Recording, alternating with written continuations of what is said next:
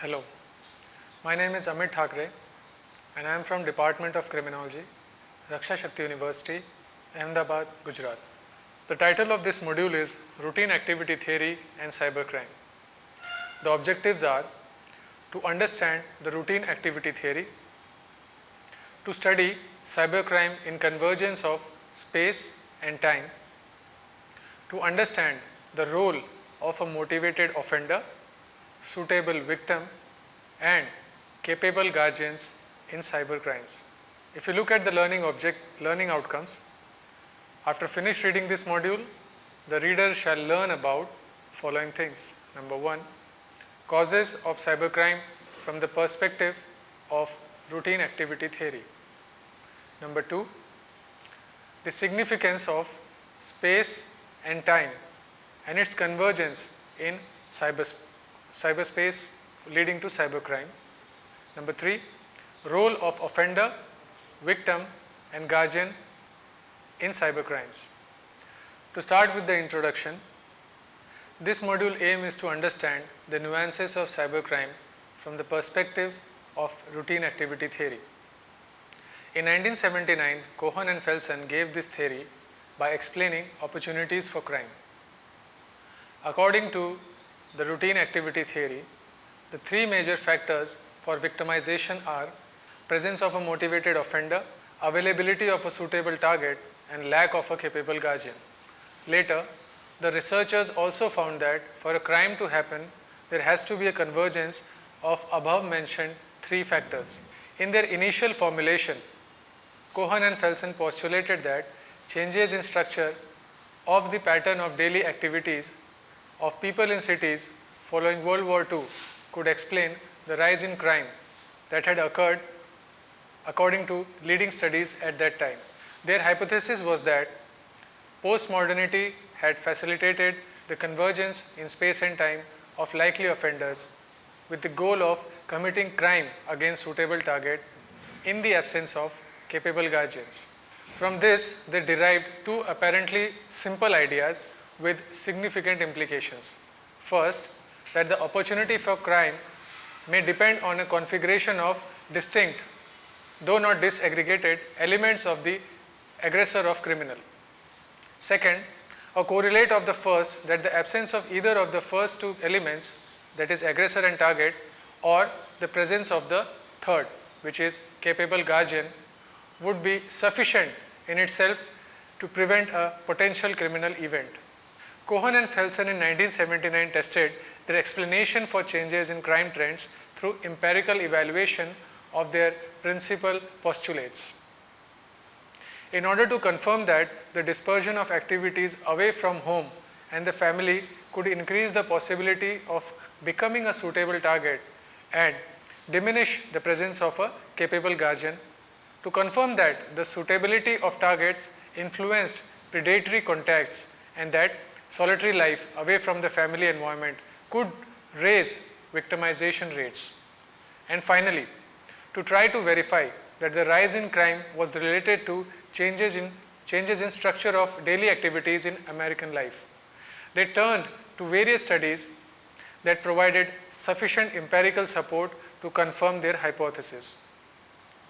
Thus, for example, they utilized Hindelang's victimization survey, which was conducted in 1976, to confirm that activities performed away from home presented greater risk than those performed at home.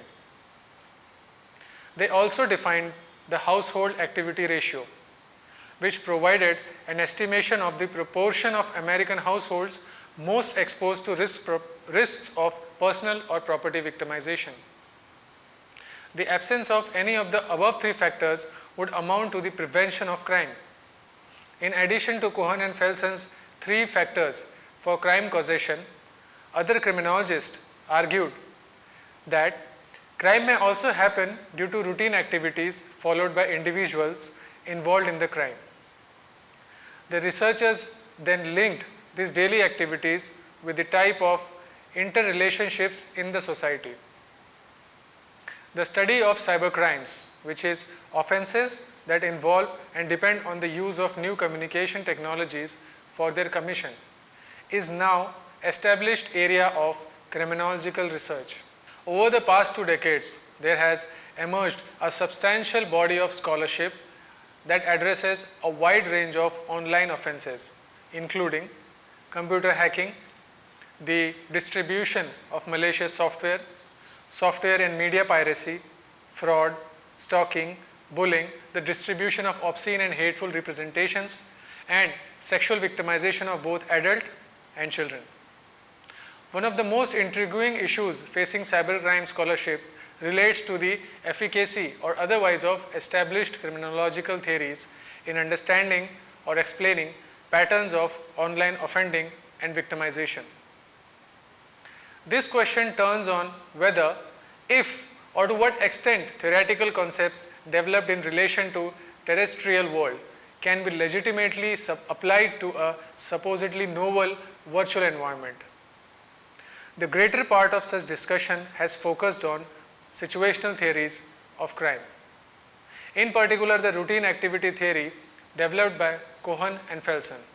The choice of routine activity theory as a test case for criminological theories purchase on cybercrime arises perhaps from a number of factors. First is, it is an established and widely mobilized theory that has been used to analyze various forms of criminal behavior, including burglary, homicide, automobile theft and domestic violence. Second factor is, its clear analytical schema permits relatively straightforward application across a range of scenarios. Third, it offers clear cues for policy and crime prevention as seen in situational crime prevention strategies that draw on routine activity theory. Early discussions of the efficacy of routine activity theory with respect to cybercrimes centered on theoretical relations concerning the similarities and differences between virtual and terrestrial environments and between patterns of online and offline behavior. However, the explanatory efficacy of a theory cannot be decisively established without its empirical application. Consequently, theoretical discussions have been more recently supplemented by studies of cybercrime that seek to apply routine activity theory to a variety of other line offenses and in doing so assess the ability to explain the patterns evident in crime and victimization data. While such studies offer important insight into routine activities purchased on cybercrime, they are nevertheless subject to a number of limitations. These include the reliance on limited sampling such as college students or limited sample size and the focus on single form of crime such as malware infection. Generally, routine activity theory was propounded to explain crimes happening in real time in the physical world. The idea of explaining cybercrime by routine activity theory came later. Yar in 2005 was the first researcher to explain crimes in cyberspace with the help of routine activity theory. Cybercrimes was not in frame when routine activity was formulated. The term cybercrime criminology was coined by Jaishankar, and it was in 2008 that the causes of cybercrime were explained by him through space transition theory. This module shall focus more on traits of cybercrimes that could be explained by routine activity theory. A systematic theoretical reflection on routine activities' capacity to explain patterns of cybercrime is offered by Yar in 2005. He proceeds by first considering each of core elements of routine activity theory schema of the criminogenic situation, which consists of focused offenders, suitable targets, and absence of capable guardians, testing them in terms of their applicability to the online environment. With respect to motivated offenders, this would appear to be in no short supply in the online environment, which is variously fraudsters, hackers, pirates, stalkers, and so on. Similarly, there are numerous targets suitable for predation, proprietary data, personal information, online payment and purchasing services, as well as computer systems themselves that may be compromised and disrupted by unauthorized intrusion and interference. Likewise, Capable guardians may take a variety of forms, including network administrators, forum moderators, users and peers or dubs, which are netizens, as well as a range of automated protections such as firewalls, virtual private networks, antiviruses, anti-intrusion softwares, and ID authentication and access management systems. Thus far, we may conclude that virtual and terrestrial organizations of the criminal events are homologous and can hence be adequately analyzed using routine activity theory or similar situational theories. However, YAR suggests looking a little deeper, we find some more significant differences between terrestrial and virtual crime scenarios. For example, the conceptualization on one of the suitable targets in routine activity is itself a composite made of number of elements captured in the acronym VIVA, which is value, inertia, visibility and accessibility. The properties of potential target across these dimensions and in combination determine their suitability for predation. Considering the property of inertia, which is physical properties of objects or persons that might offer varying degree of resistance to the effective predation. This would appear difficult to transpose in a straightforward way to virtual environment. Given that cyber targets do not possess physical properties such as weight, but are neither weightless aggregation of data. However, YAR does concede that the size of a digital object, that amount of data comprising a file, for example, may offer resistance to predation in terms of the speed at which it can be downloaded. Theoretically, the driven reflections, such as those noted above, offer a valuable starting point for considering the applicability of routine activity theory and other conventional theories of crime to cyberspace. However, such explorations cannot in and in of themselves definitively confirm or refute the theory's explanatory efficacy in relation to cybercrime. This further requires that the theory be empirically tested. Now coming to spatio-temporal factors of cybercrimes from the perspective of routine activity theory.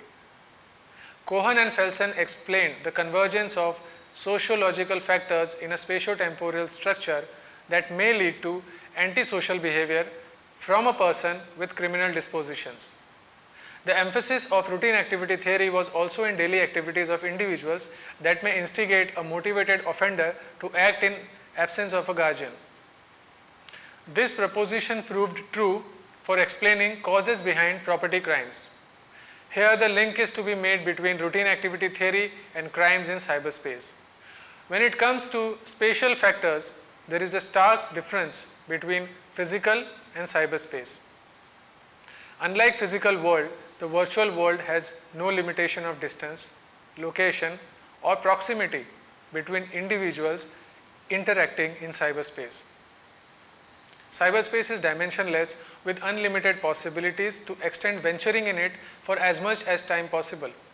This freedom of movement in cyberspace makes a cybercriminal more powerful as compared to criminal in a real world working in limited dimensions, and also who targets victim within his or her reach. Researchers have shown that there are certain sociological traits like age, race, marital status that are significant in creating opportunities for crime in physical space. This could be applied to crimes in cyberspace as well. Cyberspace represents one real world wherein the internet users' activities resemble their interest in real life based on their history of browsing over the internet. Web pages visited represents internet users' routine activities in cyberspace. The activity of internet users depend on their socio-economic background, age, gender, education and interest areas which can be compared to their routine activities in daily life. Similarly, about the proximity of offender and victim in physical space, the probability of victim in cyberspace is higher on popular websites, especially social networking websites such as Facebook, because there are a large number of users available in social networking sites where the cyber criminal could easily target amounts of a large pool of internet users. In terms of time, according to routine activity theory, crime occurs at a particular time. For a crime to happen, there has to be a convergence in timings of an offender and a victim. Up to a certain extent, this could be applied to cyber crime victimization, because Piazza in his research believed and showed that online internet users on social networking websites are easy baits for a potential cyber criminals. However, there are many forms of cyber crimes that do occur in offline mode as well, where there might be a time convergence between victim and offender's activities. A cyber criminal may create a malicious code and send it across to n number of victims who might get affected in later point of time. In cyberspace, a criminal does not necessarily have to be in simultaneous contact with the victim. The cyber criminal may unleash a cyber attack and could wait for the effects to take place. Now coming back to motivated cyber criminal.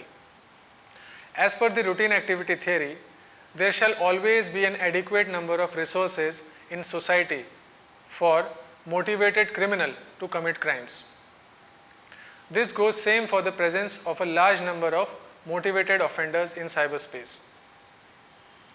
The internet has given a large space for conventional offenders to commit modern forms of crimes. They may be called as hackers. The term hacker was originally used to describe someone who fixes technical problems which later on acquires a negative connotation. Presently, it is practically difficult to ascertain the number of active hackers across the world due to their clandestine mode of operation.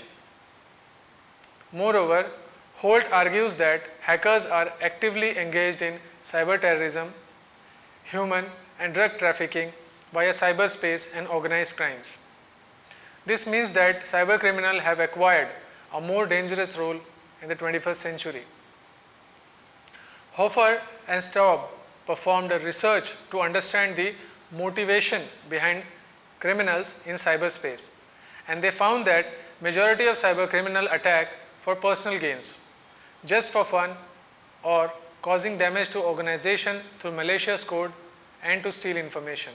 Britz in 2004 in his research found that the victimization in cyberspace is majorly happening due to lack of security measures taken by the internet users, who in turn become easy prey for motivated cyber criminals. Many cyber criminals justify their act as a form of activism for open access to information for one and all. Grabowski in 2000 in his research listed major motives of cyber criminal, which includes greed, lust, power, revenge and adventure. All these motives in cyberspace and quite similar to motives of an offender in physical space. It is interesting to note the transformation of a cyber criminal over the past few years, which gradually graduated from recreational to state-sponsored cyber crimes. And accordingly, these motives behind these forms of cybercrime have also changed. The profile of cyber attacks is changing along with their resources and sophistication. Looking at the suitable victim in cyberspace. Suitable victim in cyberspace is any individual who is targeted by the motivated cyber criminal to commit a crime. However, the targeting of a victim in cyberspace is more dependent on presence of a capable guardian rather than the desirability of the victim, which means that the factor of accessibility to the victim is more important in cyberspace rather than the traits of a victim. A vulnerable individual with strong system security is less likely to be victimized in cyberspace. The presence of a well-guarded system with updated antivirus software act as a capable guardian in cases of cybercrimes. Whenever an internet user connects to the internet, the personal information stored in the system gets shared with the other connected networks. A potential cyber criminal look for such possibilities in connected systems across the network of computers. As per the routine activity theory, the offender selects its victims based on certain criteria. Let us look at these criteria of the victim selection from the perspective of cyberspace victimization. First is value.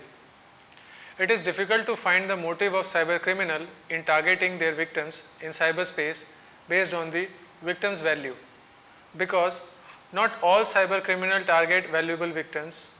Some just do it for fun or for any other reason which might not concern with the worth estimate of a victim. For example, leaking research papers with a motive to share knowledge without any cost. This opens up the gap that needs to be researched extensively in order to find the motivation of cybercriminal based on the value of their targets. In generalized way, the offender's basic intention is to grab hold of digital information from the victim. The offender may steal personal information or could use digital property of the victim to breach in the system. In cyberspace victimization, it is higher in cases of cyberstalking, data breach, stealing of personal information, cyberbullying, and malicious codes affecting the system adversely. Next factor is inertia. It is about the amount of resistance shown by the victim that determines the suitability of the target for the offender. Greater the inertia exerted by the victim, lesser will be the suitability of the target. Apart from inertia exerted by the victim, it is also about the accessibility of the data to the offender. Lower the accessibility to computer systems, lesser will be the suitability of the target. Relatively, inertia in cyberspace is low compared to crimes happening in physical world, because computers are easily available in affordable prices, and combined with high-speed internet and high storage space make cyberspace a slippery slope for victimization. Third factor is visibility. Visibility and suitability of target are directly proportional. The cybercriminal majorly targets online users to trick them for obtaining passwords, security access to the system, or cause mental harassment. Unlike physical spaces, crimes where the victim needs to be in the vicinity of offender for crime to occur. In cyberspace, the offender need not be in close distance. Rather, an offender could target and inflict loss and pain to the victim right across the other side of the globe as well. Accessibility. Accessibility is another important factor, which is just a single step procedure. It is a two-way process where offender comes in crime scene to target the offender and then leaves conveniently from the crime scene after crime is done. Due to ability to a cyber criminal to target and commit crimes in cyberspace beyond the limitation of accessibility to the victim, this makes it hard for the law enforcement to catch hold of cyber criminal. Now coming to the guardian in cyberspace. A person or an entity that is capable of protecting an individual from cybercrime victimization is a capable guardian in cyberspace. A capable guardian could be classified in three categories: formal, informal, and target hardening.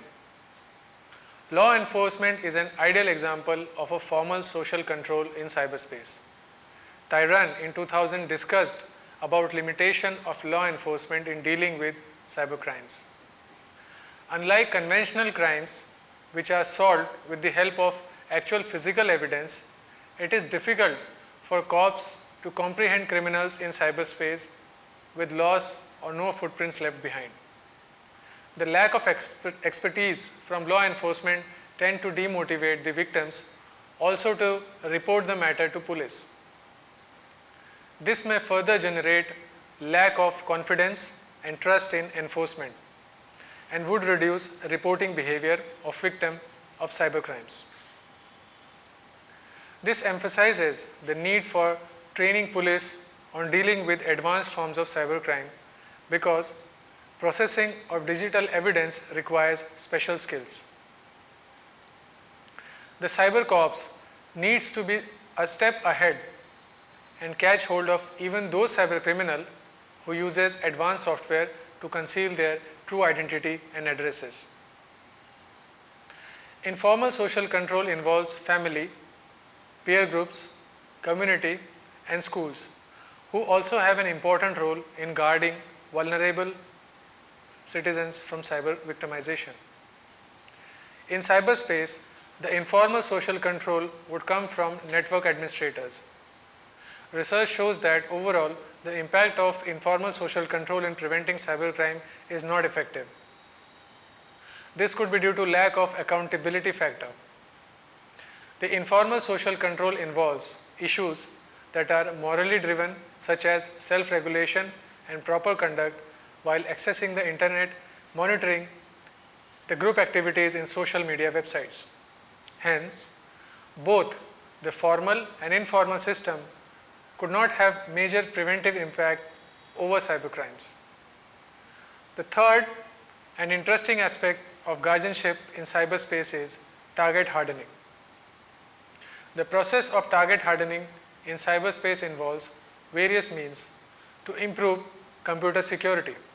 It could be multi-password security, antivirus softwares, regularly updating system with security patches, enabling firewalls, and using biometric against unauthorized system access.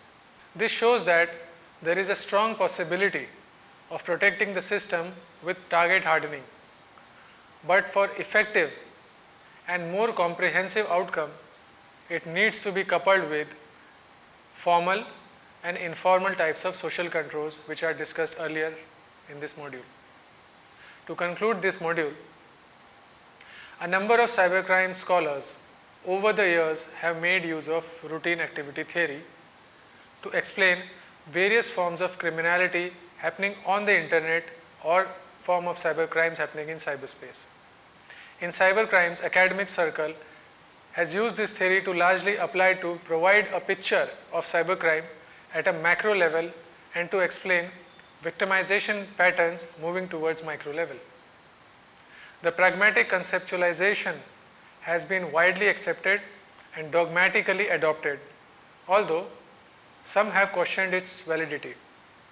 In one seminal paper by Yar in 2005, it underscores the unique spatial and temporal characteristics of the internet as traits that differentiate cybercrime from crimes happening in terrestrial or physical world. The principal idea of the theory was concluded by Yar. It is to be applicable to cybercrime, but the idea of physical convergence in virtual space of the internet would need to be addressed further. There are also limits to the usefulness of the routine activity theory when endeavoring to understand the offender, as suggested by Brandhurst and Chu. According to them, offenders cannot be understood from just their illicit activities alone, that is, as rational, profit-driven networks of criminal actors, since socio-culture factors or forces play an important role in the genesis and sustainability of such groups. This module helped us to understand the nuances of cybercrime from the perspective of routine activity theory. Routine activity theory talks about convergence of offender, victim, and guardian in space and time that creates an ideal situation for crime to happen. Applying the same theory to cyberspace, things get a bit different here. Unlike physical space, cyberspace has no space limitation, and hence that changes the pattern of convergence between offender, victim, and the guardian. The module also focuses on effective ways to prevent cybercrimes.